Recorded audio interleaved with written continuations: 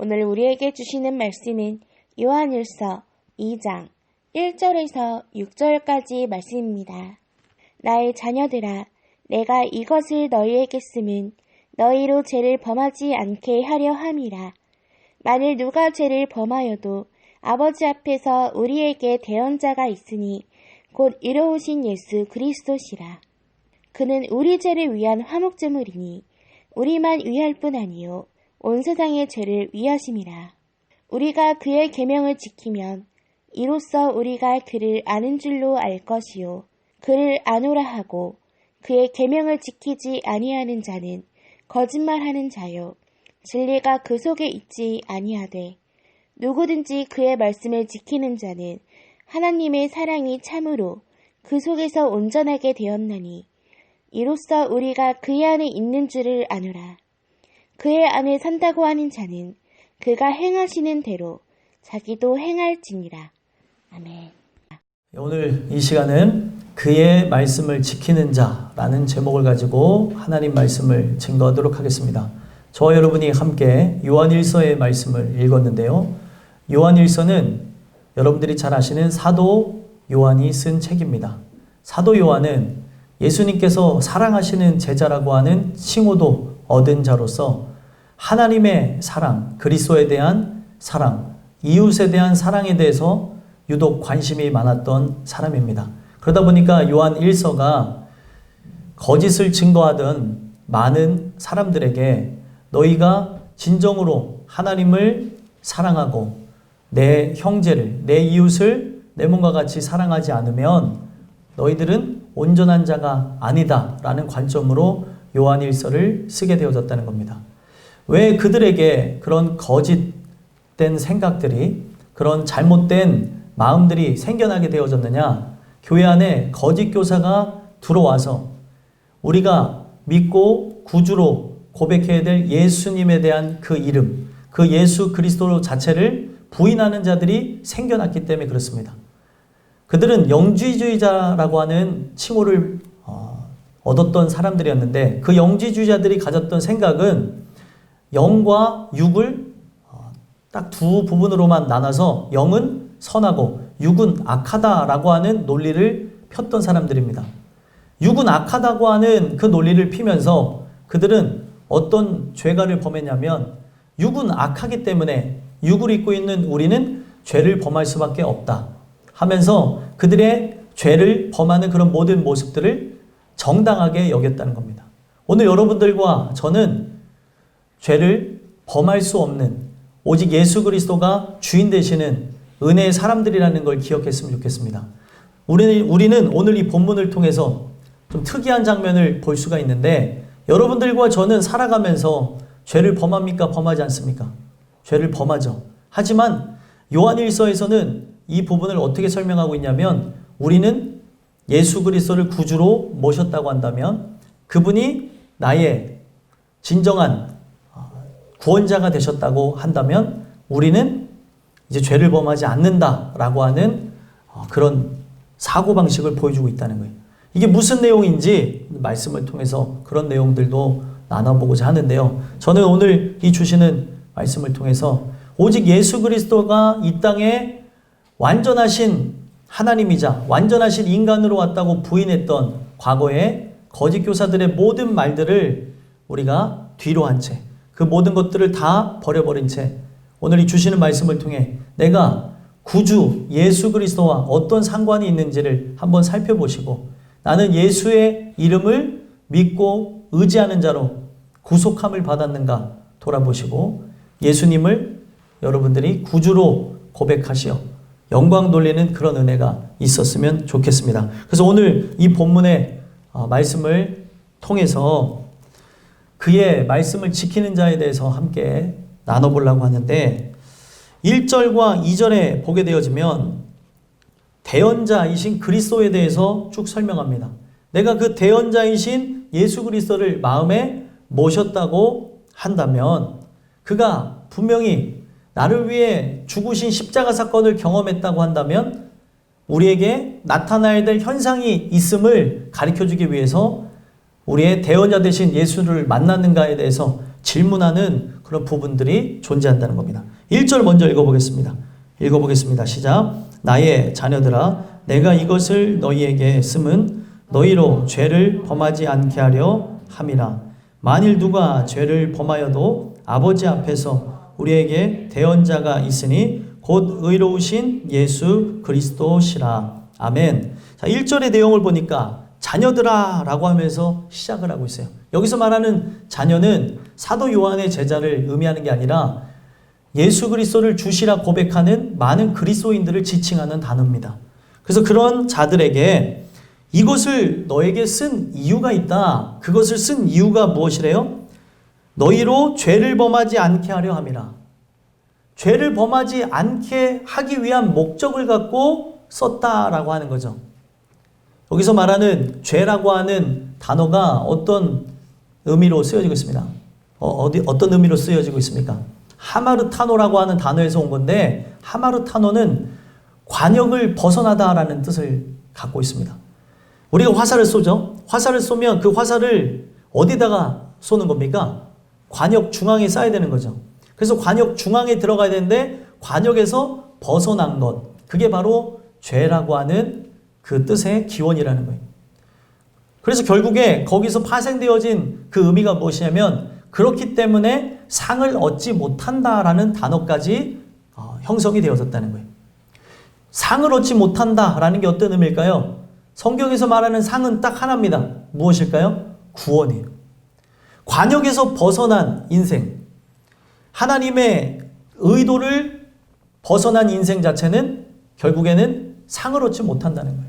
구원을 받지 못한다는 것을 성경 속에서 이야기를 하고 있다는 겁니다. 그래서 여러분들과 저는 하나님 주시는 그 은혜를 통해서 회복되게 되어지면은 어떤 역사가 일어납니까? 관역에서 벗어난 자가 관역 안으로, 하나님의 은혜 안으로, 하나님의 의도 안으로 들어와서 영광 돌리는 존재가 되게 되어진다는 거예요. 그래서 이 내용 속에서 얘기하는 게 뭐예요? 너희로 죄를 범하지 않게 하려 함이라.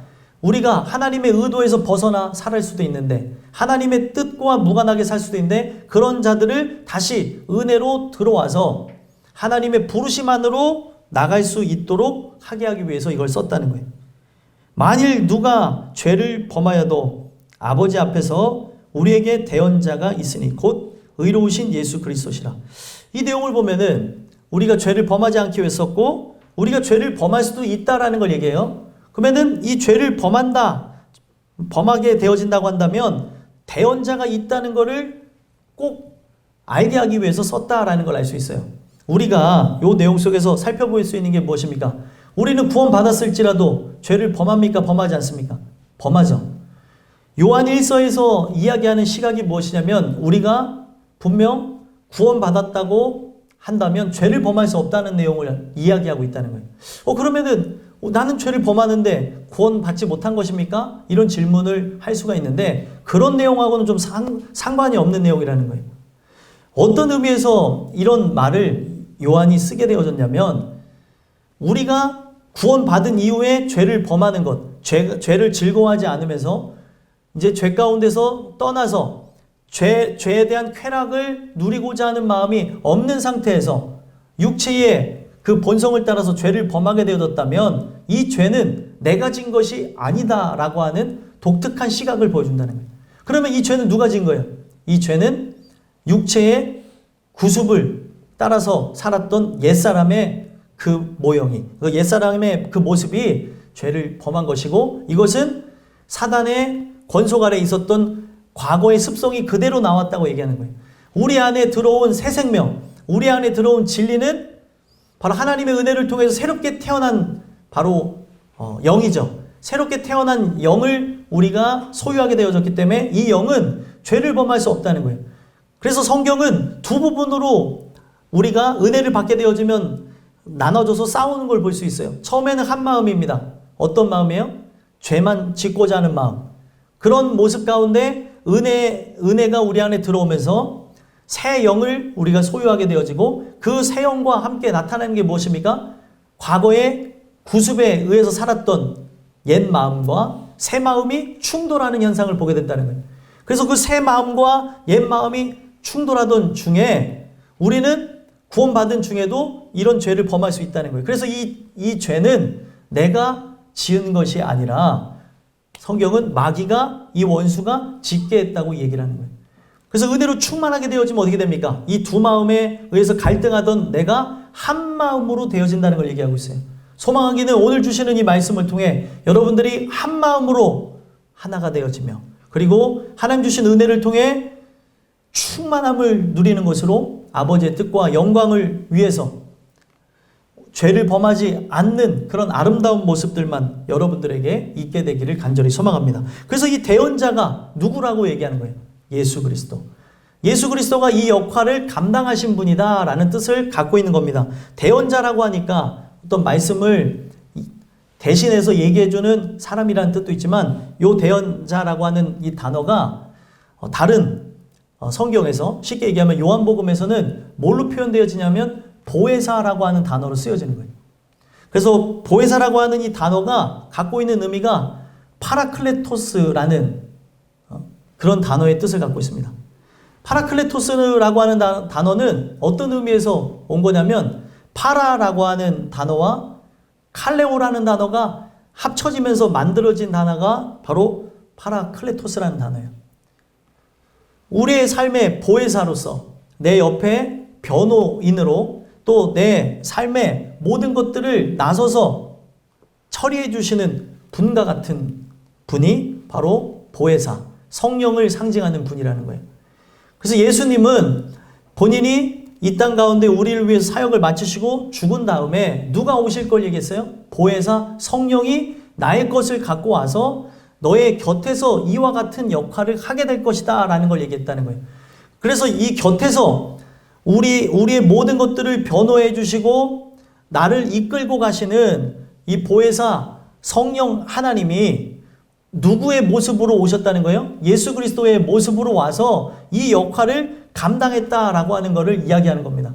그래서 이 보혜사라고 하는 뜻, 변호인이라고 하는 이 뜻이 두 단어가 합성이 되어져서 만들었다 그랬죠? 파라와 칼레오라는 단어가 합성으로 되어졌다는 거예요. 파라라는 단어는 곁에서 가까이서라는 뜻을 갖고 있고요.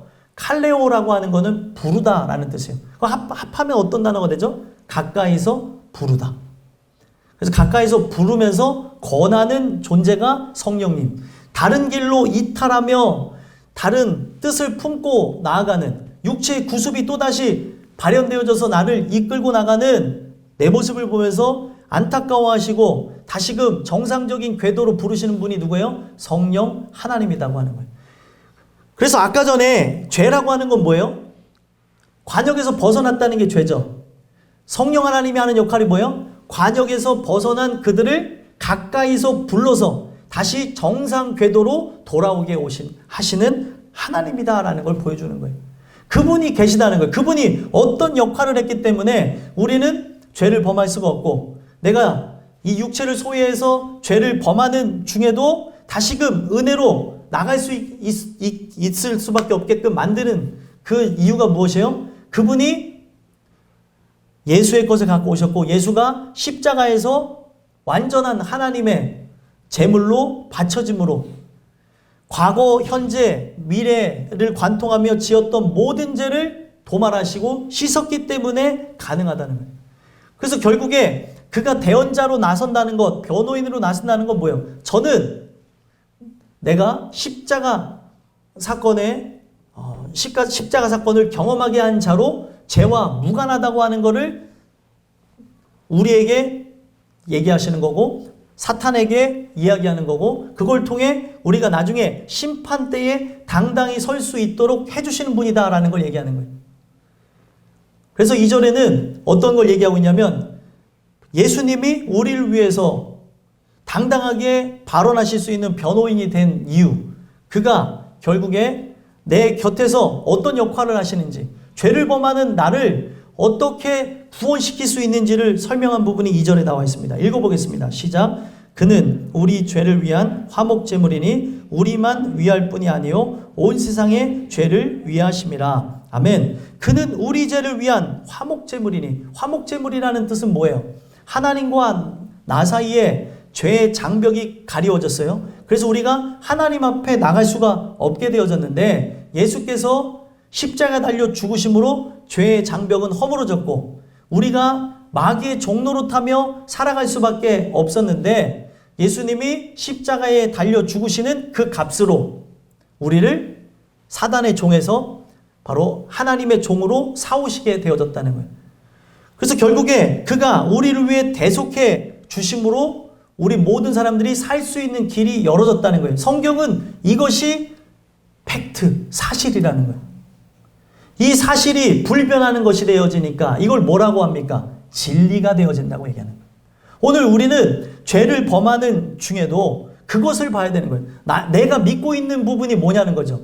죄를 범함으로 두려워하는 그런 부분들 통회하며 자복해야 되는 것 당연히 있어야 됩니다. 그러면서도 내가 진짜 구원받은 존재라고 한다면 죄를 지으면서 나가는 그런 모습으로 인해서 낮은 자존감과 하나님 앞에 나가지 못하는 그런 모습이 나오는 게 아니라 예수께서 십자가의 죽으심으로 완성하신 그 십자가의 능력을 믿는 것이 중요하다는 거예요. 그걸 믿을 때 죄의 모든 권세가 끊어지는 걸 보게 된다는 겁니다.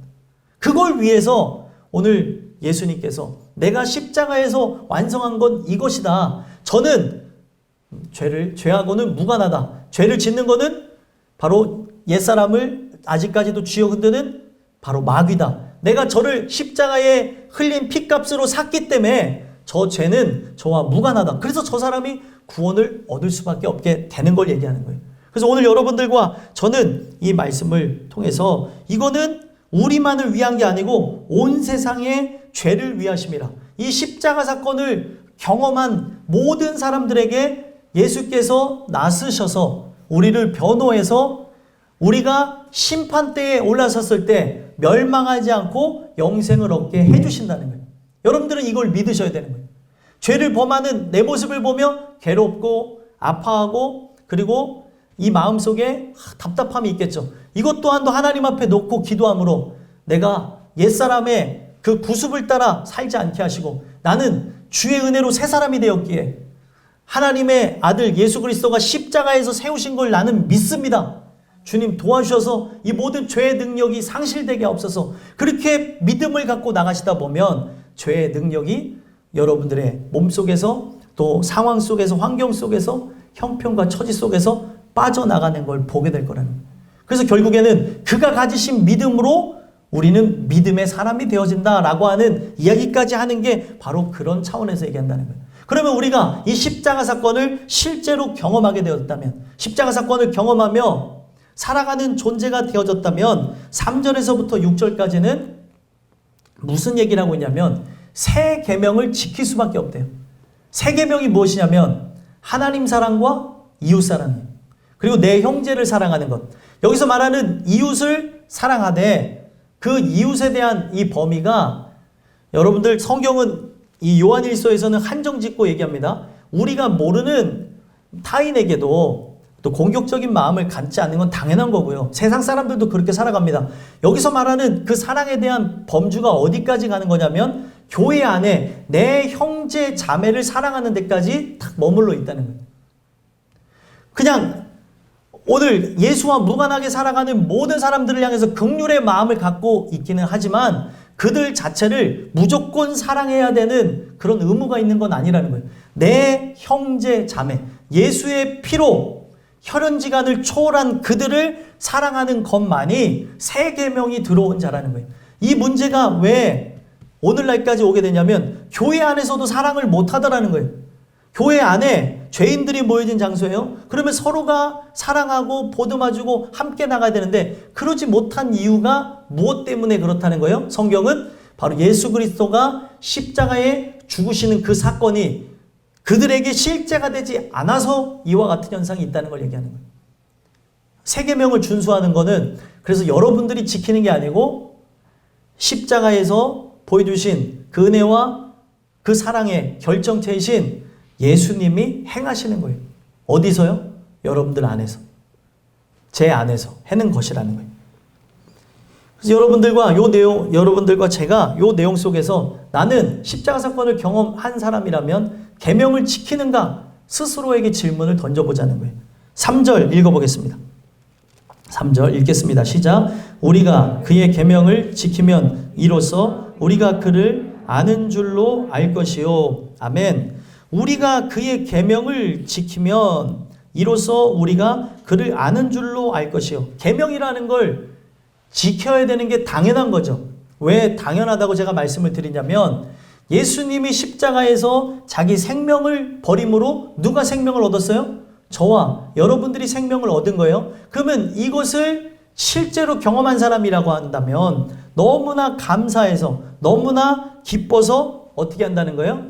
나에게 생명 준 그분의 삶을 재현해내면서 그분의 모든 뜻을 받들어서 나에게 생명을 주고 그분은 생명을 버리셨기 때문에 그분이 바라셨던 두 가지 말씀, 바로 하나님 사랑과 이웃 사랑하는 것, 우리 교회 안에 형제 자매를 사랑하는 거에 생명으로 여기면서 이것을 지키며 나간다는 거예요. 그래서 여러분들 이 계명이라는 단어를 보게 되면 엔톨레라는 단어에서 왔는데 이 단어는 두 단어가 합성으로 되어져 있는 단어입니다. 엔이라는 단어와 그리고 톨레스라고 하는 그 단어가 이렇게 하나가 합성화되어져서 이렇게 나오게 되어진 건데 이 엔이라고 하는 단어는 위치라는 단어를 갖고 있어요. 장소 그리고 시간에 대한 위치 그리고 제가 말하는 또 다른 단어 톨레스라고 하는 요 단어는 어떤 의미냐면 끝이라는 단어를 갖고 있어요. 그래서 이 두 단어가 하나가 합쳐지면서 계명이라는 그런 단어가 형성이 되는데 오늘 여러분들과 제가 이 끝이라고 하는 단어와 그 위치라고 하는 단어가 합성이 되면서 왜 계명이 되어졌는가 한번 의문을 가지면서 이 말씀을 보면 계명이라고 하는 거는 누가 지키냐면 결국에 하나님의 그 부르시는 그날 인생의 끝날에 구원받는 자가 계명을 지킨다는 거예요. 그래서 이 끝이라고 하는 단어를 계속해서 강조하면서 나가고 있다는 겁니다. 여러분들과 저는 요 말씀을 통해서 주시는 내가 계명을 지키는 것으로 뭐가 달라지게 되냐면 인생의 마지막 끝이 달라진다는 걸 기억하시고 우리가 진짜 십자가 사건을 경험했다면 나의 인생의 마지막 그 끝이 끝까지 계명을 지킨 것으로 승리하고 구원을 얻는 자들이 됐으면 좋겠습니다. 그래서 결국에 이 계명에 대한 의미를 알아야 되겠죠. 예수 그리스도를 실제로 알아야 이 계명을 지킨다라고 얘기하는 거예요. 그래서 제 계명을 지키면 우리가 그를 아는 줄로 알 것이다 이렇게 얘기한다는 거죠. 무엇을 안다는 거예요? 여기서 안다고 하는 말은 기노스코라는 단어인데 기노스코라고 하는 단어는 경험하다에서 온 거예요. 그냥 우리가 어떤 단어를 외우는 정보 습득으로 안다라고 하는 의미를 쓴 게 아니라 우리가 누군가를 만나보고 대화해보고 그 사람을 경험해봐야 아는 그 경험을 가지고 안다라고 얘기하는 거예요. 우리가 대화 속에 이런 얘기를 하죠. 혹시 그 사람 알아요? 저 그 사람 잘 알아요. 그 사람을 일전에 만났었는데 이런 얘기를 하죠. 안다라고 하는 건 바로 그런 겁니다. 그래서 여기서 말하는 안다는 뭐를 안다는 걸 얘기하는 거예요? 십자가 사건의 의미를 아냐는 거죠. 십자가 사건을 실제 눈으로 목격한 것처럼 경험했느냐 그 이야기를 얘기하는 거예요. 그걸 경험한 자라면 뭘 지킨다고요? 계명을 지킨다는 거예요.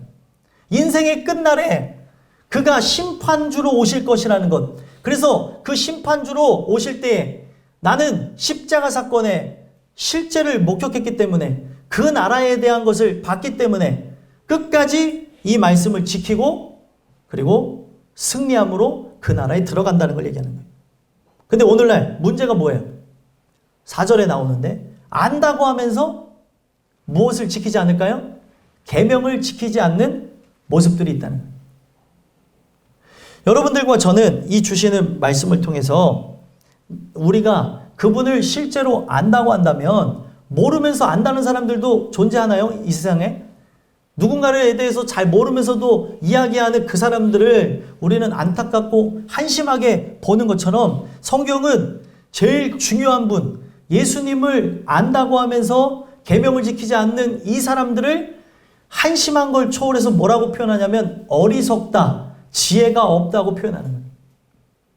4절 한번 읽어보겠습니다. 읽겠습니다. 시작. 그를 아노라 하고 그의 계명을 지키지 아니하는 자는 거짓말하는 자요 진리가 그 속에 있지 아니하되. 아멘. 그를 아노라. 아노라라는 단어는 계속 그거예요. 경험을 강조한 거예요.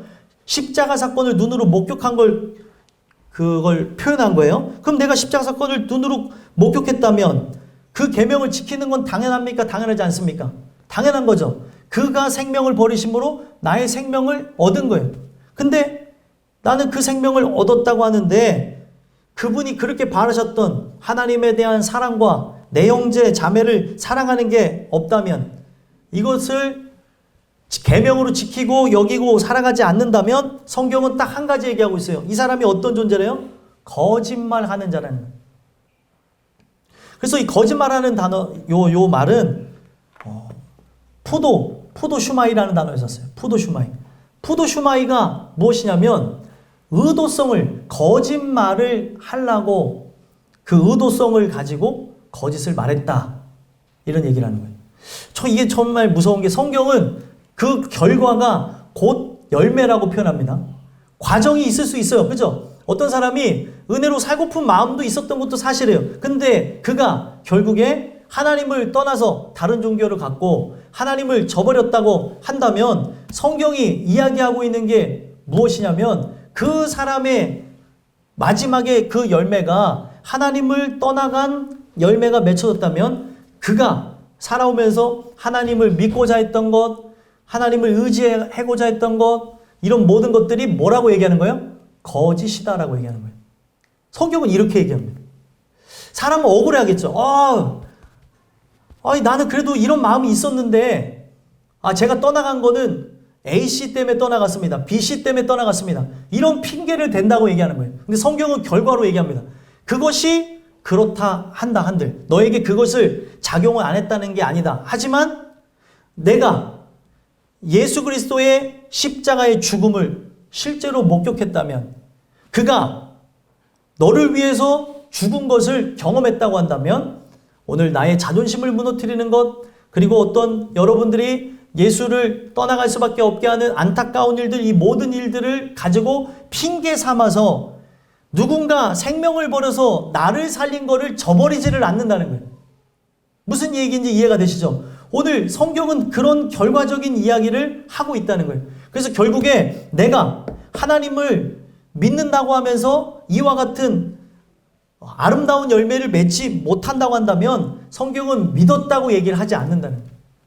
하나님은 나의 속 깊은 곳까지 보고 계세요. 나의 속의 실체가 무엇인지 다 아신다는 거예요.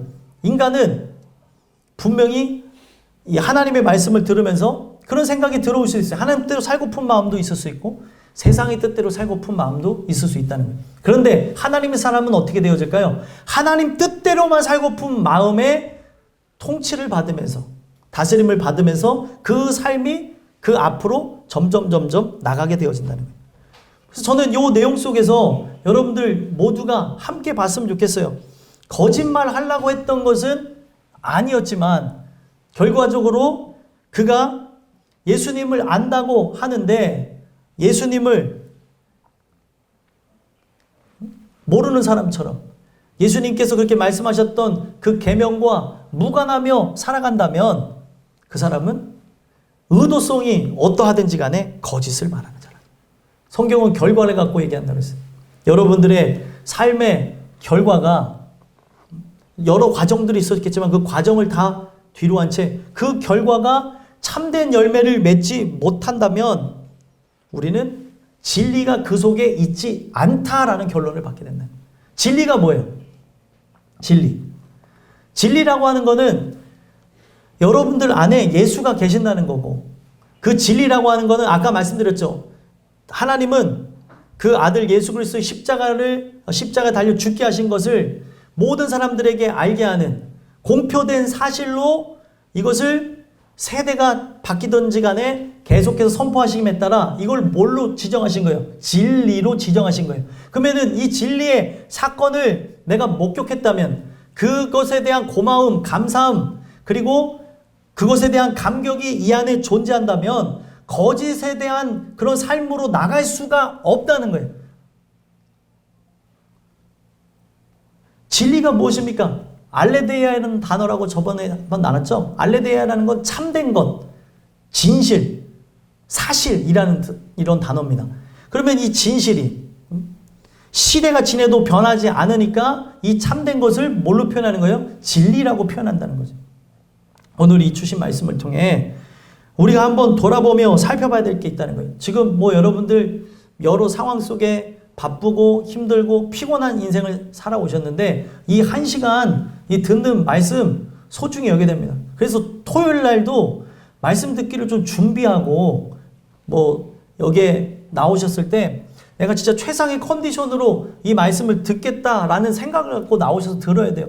왜 그렇습니까? 결국에 오늘 이 말씀을 통해서 여러분들 안에 진리가 새겨지지 않으면 한 주간 삶이 그냥 피폐하게 종으로 살아가는 거예요. 내가 일한다고 하는 그 열심이 뭔 줄을 모르고 살아가는 거예요. 일한다는 그 열심이 뭐예요? 종으로 살아가는 것밖에 아닌 것으로 살아가는 경우가 있다는 거예요. 열심히 산 건데 열심히 산 게 죄가 되는 거고, 그리고 열심히 산 것이 하나님과 무관하게 살았다고 한다면 오늘날 이게 모든 게 죄라고 하는 것을 통해서 나타나는 오늘 나의 이성을, 그리고 나의 감성을, 지성을, 그리고 내가 하나님께 나아가야 되는 영성을 마비시키면서 나타나는 일들이라는 거예요.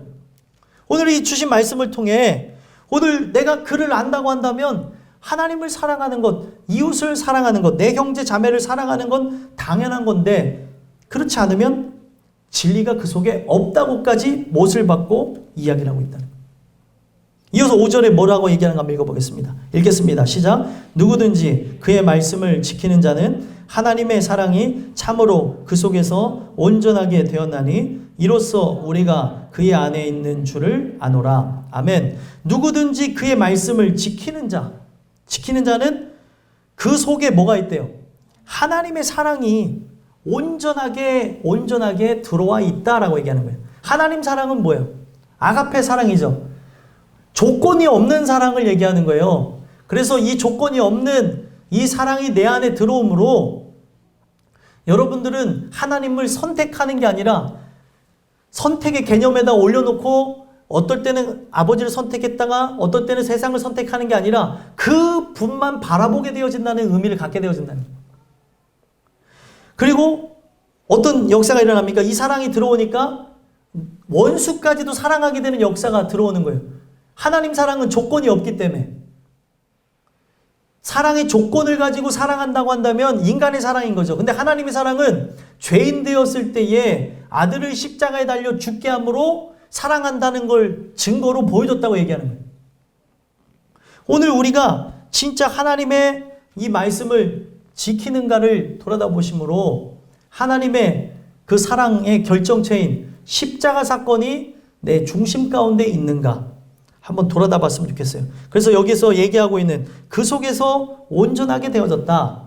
온전하게 되어졌다라고 하는 거는 칼레이오라고 하는 단어. 완성하다, 그리고 이루다, 성취하는 단어인데 이 단어가 아까 전에 얘기했던 그 단어 알죠? 끝이라고 하는 단어. 아까 위에서 얘기했던 계명 안에 두 단어가 있다고 그랬잖아요. 그 단어가 그대로 온 것이 바로 거기서 파생돼서 나온 게 온전하다고 하는 것이라는 거예요. 오늘 여러분들과 저는 왜 이 끝이라고 하는 단어가, 결과라고 하는 단어가 왜 온전하게 되어졌다라고 하는 단어로 파생되어졌을까 한 번만 생각해 본다면, 예수를 믿음과 동시에 여러분들의 삶에 열매가 없다 하더라도 성경은 구원 받습니까? 구원 받지 않습니까? 어떻게 얘기할까요? 구원 받는다고 얘기해요? 구원 못 받는다고 얘기해요? 헷갈리세요? 구원 받습니까? 안 받습니까? 구원 받죠.